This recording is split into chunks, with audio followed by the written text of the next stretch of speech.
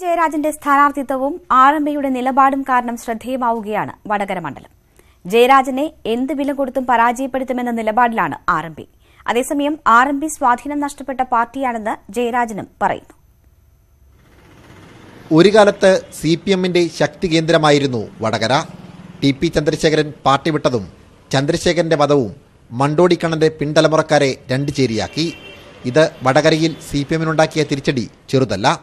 എന്നാൽ പി ജയരാജനെ കളത്തിലിറക്കി ഇക്കുറി മണ്ഡലം തിരിച്ചുപിടിക്കാൻ തന്നെയാണ് സിപിഎം നീക്കം. സ്ഥാനാർത്ഥി പ്രഖ്യാപനം വന്നതിനു പിന്നാലെ മണ്ഡലത്തിലെ പരമാവധി വോട്ടർമാരെ നേരിട്ട് കാണുവാനുള്ള ഓട്ടത്തിലാണ് ജയരാജൻ. ഇതിനിടയിൽ ജയരാജനെ എന്തു വില കൊടുത്തും പരാജയപ്പെടുത്തണമെന്ന നിലപാടിലാണ് ആർഎംപി. അതിനാൽ മണ്ഡലത്തിൽ മത്സരിക്കുവാൻ തന്നെയാണ് ആർഎംപി തീരുമാനം.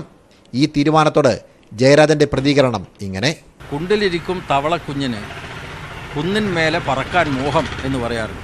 അപ്പോൾ അതുകൊണ്ട് അവരുടെ തീരുമാനത്തെക്കുറിച്ച് മറ്റ് യാതൊരു അഭിപ്രായവുമില്ല. നേരത്തെ പറഞ്ഞതാണ് അഭിപ്രായം. ആർഎംപിക്ക് സ്വാധീനം നഷ്ടപ്പെട്ട പാർട്ടിയാണെന്നും വടകരയിൽ വെല്ലുവിളി ഉയർത്താൻ കഴിയില്ലെന്നും ജയരാജൻ പറയുന്നു.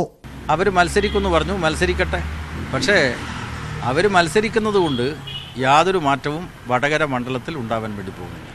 വരും ദിവസം UDFും BJPയും കളത്തിലിറങ്ങുന്നതോടെ ശക്തമായ ത്രികോണ മത്സരത്തിന് കടത്തനാട് സാക്ഷിയാവും.